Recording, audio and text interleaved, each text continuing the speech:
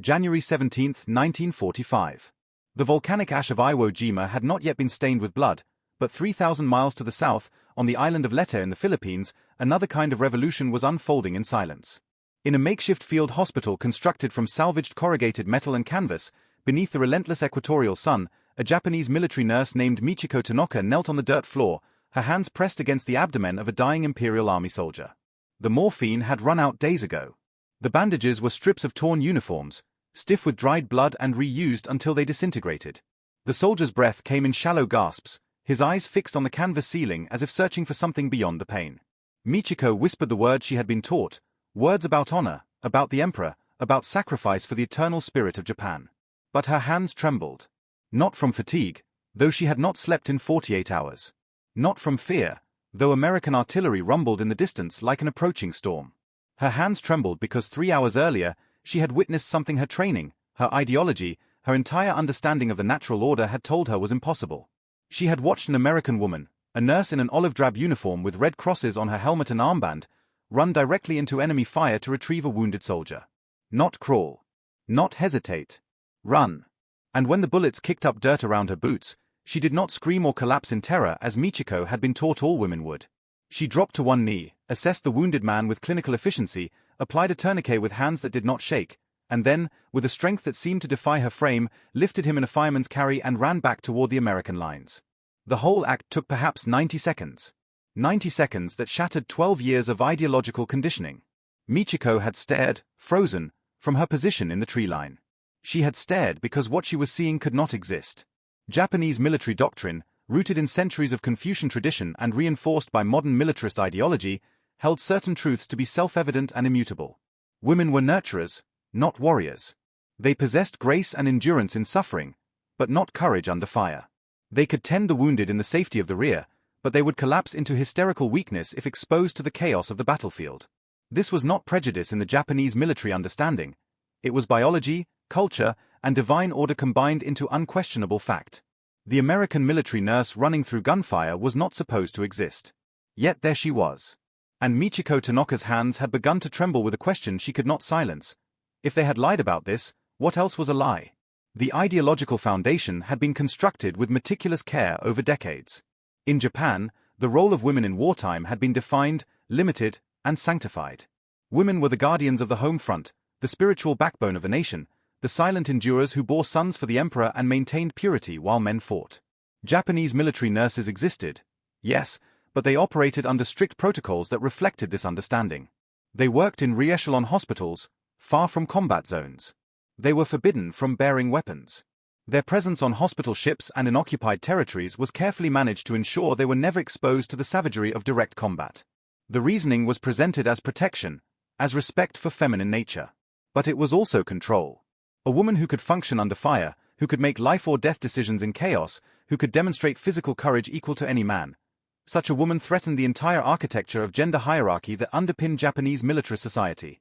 The Imperial Japanese Army had constructed an entire training curriculum for its military nurses that emphasized obedience, sacrifice, and spiritual fortitude, but never tactical autonomy or combat exposure.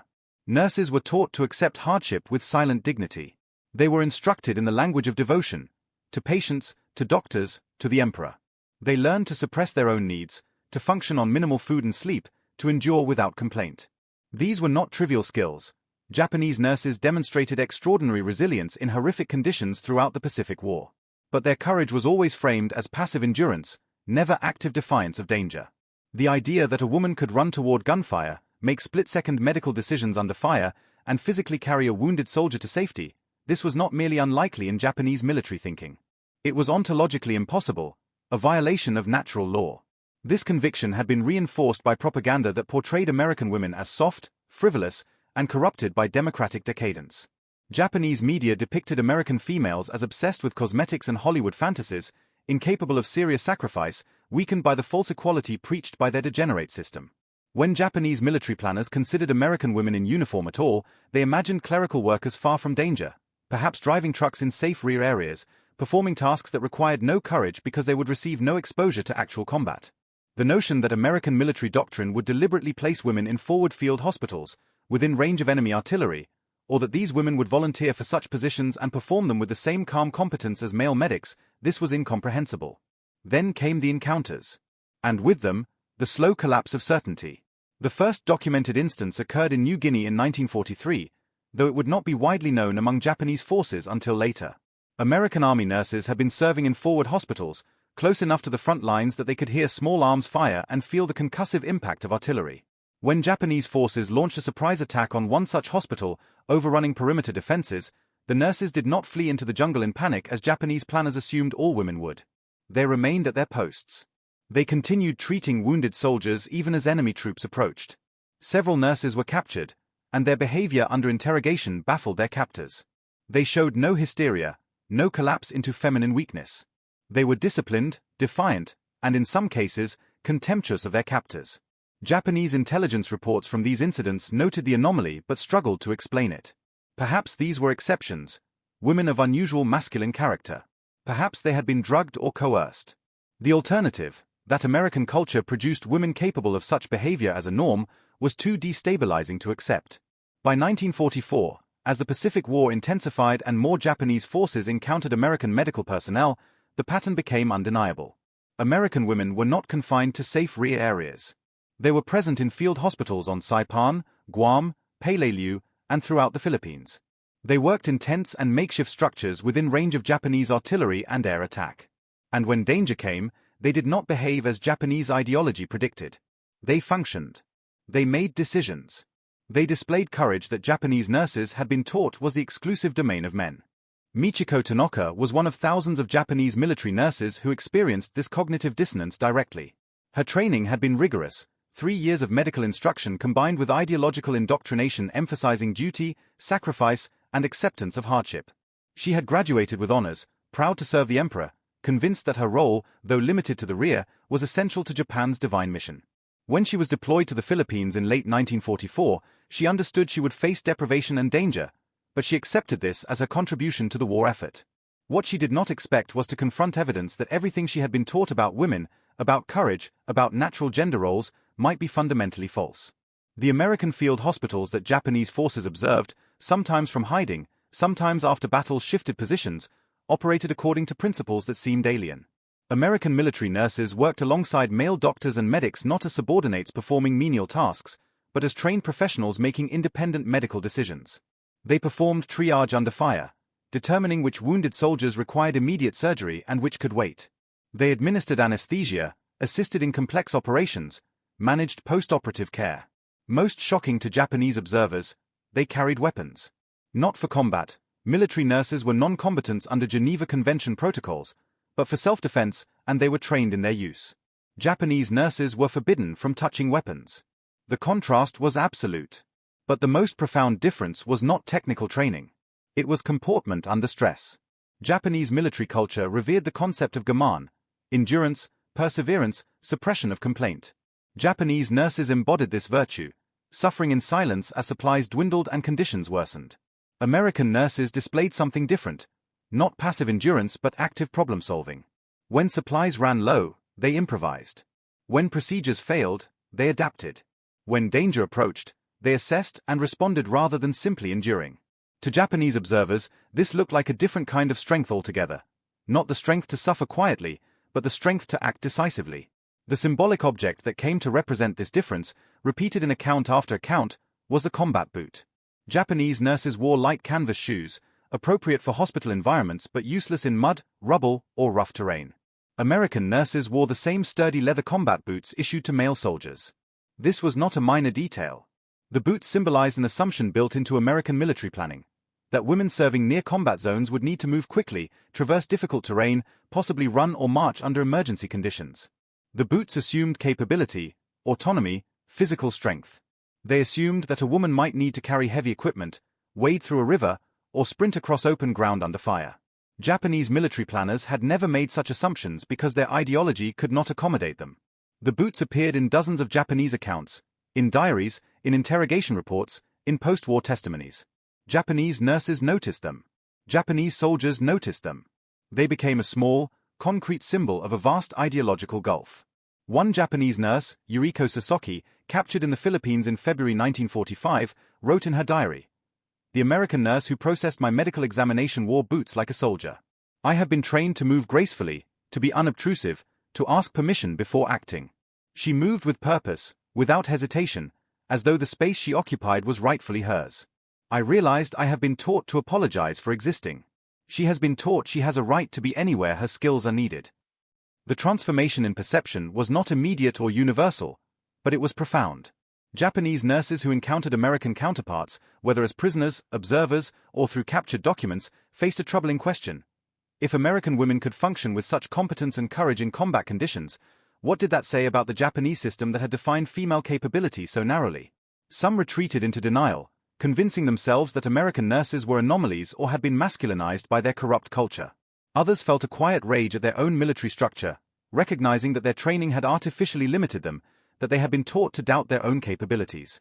And some, like Michiko Tanaka, experienced a more subtle transformation, a growing awareness that courage was not gendered, that competence under pressure was not biologically determined, and that the ideology that had shaped their entire lives might have been built on convenient lies rather than natural truth. The evidence accumulated in official reports, though it was rarely disseminated widely.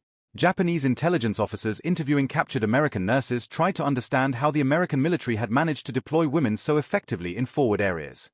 The reports reveal confusion and grudging respect. One translated interrogation transcript from March 1945 includes this exchange.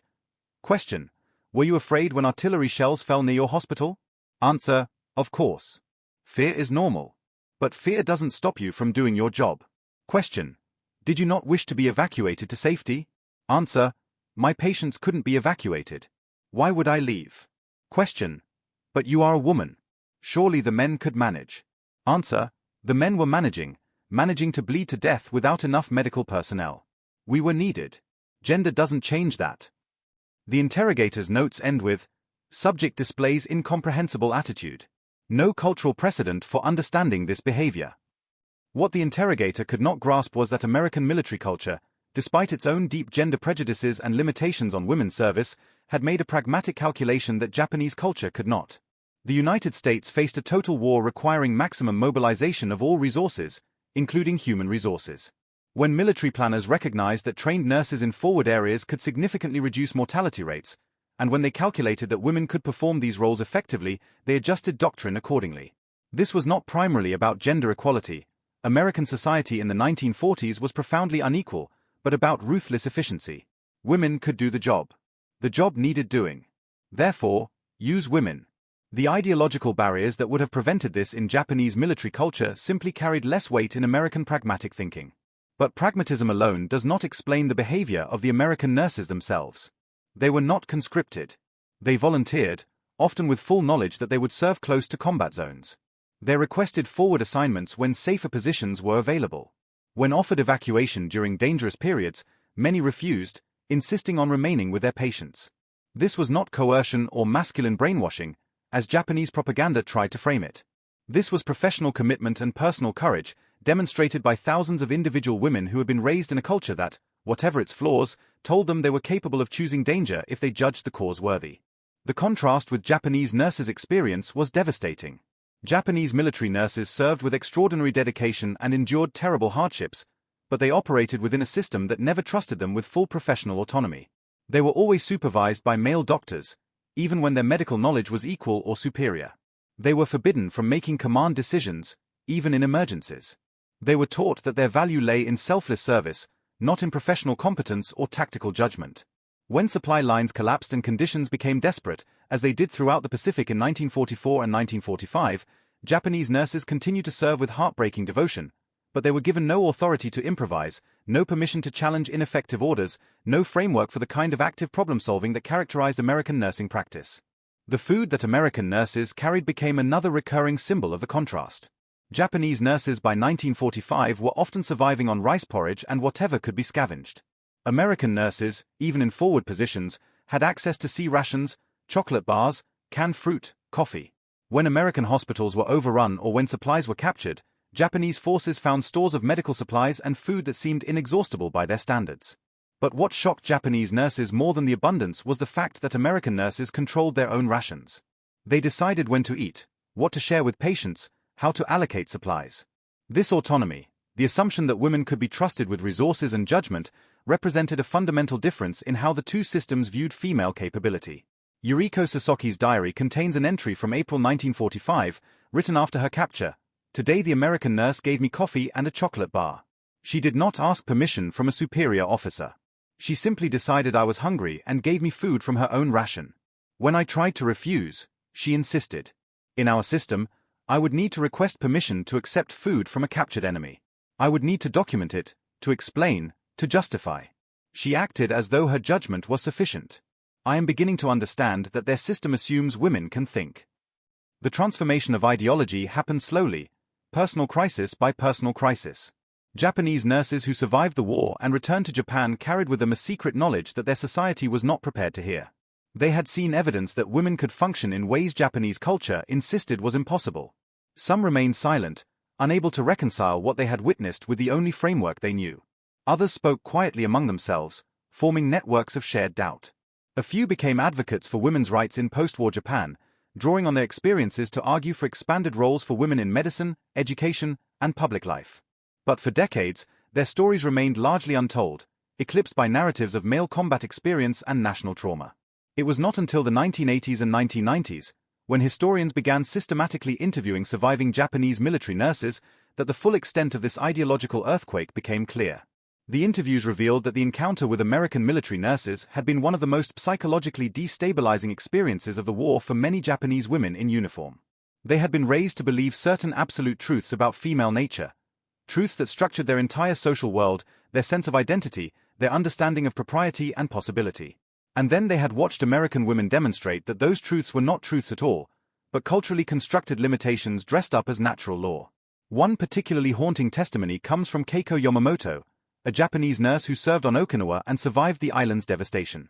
In a 1987 interview, she recalled, "I watched an American nurse, I learned later her name was Lieutenant Morrison, work for 36 hours straight during the worst of the fighting. She performed emergency amputations. She ran between tents during artillery barrages. She made decisions about who would live and who would die, and she made them alone, without asking a man for permission or guidance. And I thought, I could do those things. I have the training. I have the dedication. But my culture never told me I was allowed to. I stood there in that moment, amid all that death and chaos, and I felt such rage. Not at the Americans.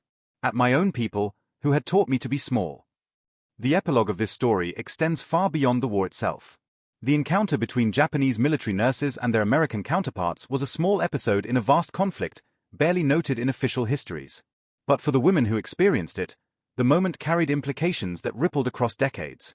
It forced questions about the nature of courage, the construction of gender, and the relationship between culture and capability. It demonstrated that what societies call natural or inevitable about gender roles is often neither, but rather a set of choices made by those in power and reinforced through ideology. The American nurses who ran through gunfire on Pacific Islands were not superhuman. They were products of a specific cultural moment that had given them, however imperfectly, permission to imagine themselves as capable of courage. They had been told, by recruiters, by trainers, by the propaganda that celebrated women in service, that they could contribute meaningfully to the war effort in roles that required bravery and skill. That permission, combined with genuine professional training and institutional support, produced behavior that seemed impossible to those raised in a culture that had never granted such permission. The Japanese nurses who watched them were not weak or inferior.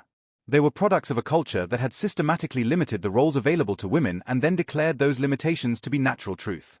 Given the same training, the same institutional support, the same cultural permission to imagine themselves as autonomous actors rather than dutiful subordinates, they would have been capable of the same courage. The tragedy was not in the women themselves, but in the ideology that had refused to see their full potential.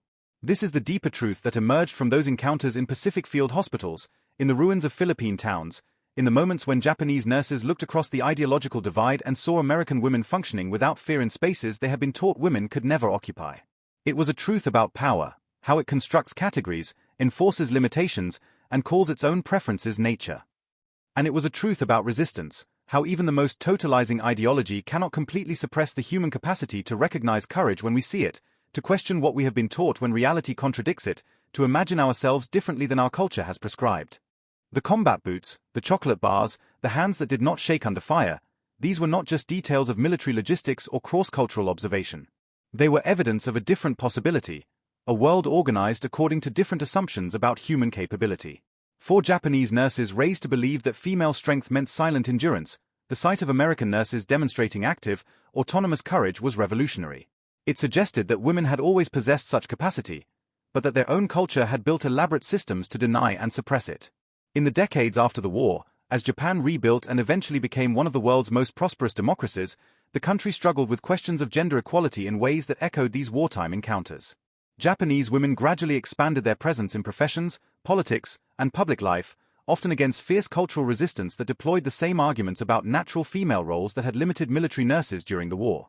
The nurses who had witnessed American women operating with such competence and autonomy under fire sometimes became quiet advocates for change, carrying within them the knowledge that what Japan called impossible had been demonstrated as possible by women from a different culture. The story of Japanese nurses encountering fearless American women in combat zones is ultimately a story about the fragility of ideological certainty. It shows how totalizing systems of belief, systems that define entire categories of people as inherently limited, can be shattered by simple observation. When ideology meets reality and reality contradicts ideology, something must give. For some Japanese nurses, what gave was their faith in the system that had defined them. They had been taught they were incapable of courage under fire. Then they watched women who looked like them, who performed the same role, demonstrate that capability effortlessly. The conclusion was inescapable. They had been lied to. And if the lie was that fundamental, if the culture had been that wrong about something so basic as women's capacity for courage, then what else might be false? The American nurses who unknowingly served as agents of this ideological disruption were simply doing their jobs. They had not set out to challenge Japanese gender ideology. They had volunteered to save lives, and they performed that mission with the competence and courage their training had prepared them for. But in doing so, in running toward danger rather than away from it, in making life-or-death decisions without male supervision, in occupying spaces that Japanese women had been told were closed to them, they demonstrated a truth more powerful than any propaganda. That human capability is not rigidly determined by gender, that courage is not the exclusive property of men, and that societies that recognize this truth gain access to the full talents of their populations. The trembling hands of Michiko Tanaka on that January day in 1945 were not shaking from weakness.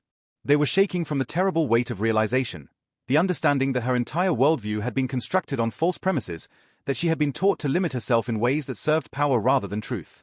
In that moment, watching an American nurse run fearlessly through enemy fire, she glimpsed a different possibility.